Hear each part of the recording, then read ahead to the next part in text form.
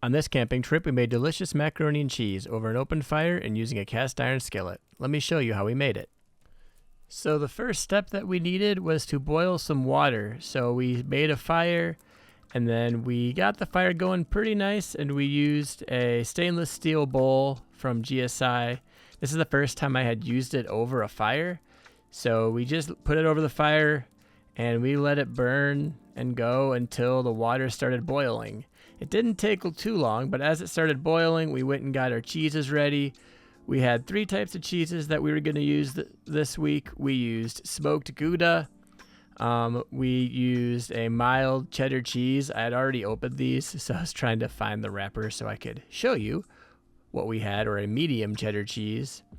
And we had a Monterey Jack cheese, which is supposed to melt really well. So you had the cheddar because you always have cheddar, the Gouda with the smoked aspect to add a little bit more flavor to it. And honestly, I cut each one in half and then we took out the grater and we just started grating all of this cheese. So this didn't take us too long. I would say maybe 5 minutes. Grating the cheese as the water was heating over the fire did make good use of time. And as you can see, we had a lot of cheese by the time we were done. So we had the medium cheddar cheese, we had the Monterey Jack cheese, and then we had the smoked Gouda. And these are just cheeses that I found on the internet that said are really good for macaroni. So that's why I chose these cheese, and they ended up working really well. So because the fire was nice and hot, by the time we were done grating the cheese, we were ready to pour our pasta into the boiling water. We used a whole pound of pasta and ended up being an absolutely massive amount of macaroni and cheese. Like I said, we were kind of just winging it as we were making this. We added a pound of pasta and then we let it boil over the fire for a while. The stainless steel bowl worked really well. I have a nice long silicone spoon that I would use to mix the macaroni so that it wouldn't stick to the bottom of the pan. But give this a few minutes, and then when it became soft, it was time to add the cheese. All right, once our pasta was boiling and ready, we had the handle and we connected it, and then we went over and drained the pasta. One of the things that I like about this pot set is that the lid has drain holes in it. So we drained it out, and then we took it over to the picnic table, and we added a little bit of butter to it, just so that the butter would melt into the pasta. I've kind of always just done that to the pasta because it gives it a little bit more flavor, and I saw it on Alton Brown's show once, so he always adds butter to his pasta. And now for the fun part. So over here at the fire, we have our cast iron skillet, and this shows you how quick this is gonna go. I put a little bit more butter in there, and then we kind of did that so that the bottom of the pan would not stick with the cheeses that we are about to add. So we just let that melt for a little bit, and we kind of hung out around the campfire. And then I came over and I just started adding some handfuls of each of the types of cheese. I wasn't really sure how much to add, but I didn't want to add too much, and I also didn't want to burn it on the bottom of the cast iron pan.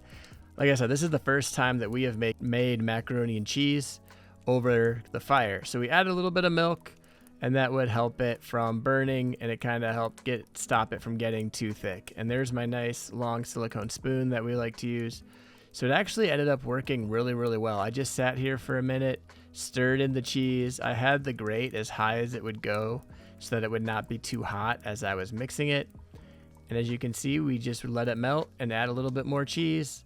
Let it melt, add a little bit more cheese. And as you can see, it ended up just melting in there and making a nice cheese sauce. So we'll watch this for a minute, just kind of pouring it all in. I started to think at this point that it might overfill, so I stopped adding cheese because I had a lot of pasta. And then I thought, if I put too much cheese in here, I'm not going to have any room for the pasta. So I only ended up about using half of the cheese as I was making this macaroni and cheese. And then I went over and grabbed the pasta, and we're going to put it in once it starts to completely melt in here. The pasta is still pretty warm, but then we let it sit for a second, and that's our cheese sauce. And then so as you can see, it was a ton of pasta, so I only added maybe half of it, and most of that butter didn't even melt anyways, so it's not as much butter as I added, which is probably a good thing. And then we just let it sit there and cook on the fire for a little bit. So as you can see, we're only a few minutes in right now, and it's not taking us long to make. So I was kind of adding a little bit more pasta to the macaroni just till we got a good consistency. And even with the fire under there, it was still melting it a little bit. And that macaroni right there came out absolutely perfect for what we were hoping to do. So this was our first time, and we were winging it and just doing it as we were going. We weren't sure how well it would work on the fire, but sometimes on the first time you just kind of get lucky and it works out really, really well. You just kind of mixing it for a while till it's all nice and melted, and then we're going to take it over to the table and we're going to eat it, and we'll show you what it looks like. And here is our ultra cheesy macaroni. Pouring it, scooping it out of our cast iron onto our plates. So as you can see, it made an absolutely massive amount of macaroni. We really didn't know how much it was going to make, but we're filling all of these plates up with a lot of macaroni. And plus we had a whole extra part of cheese.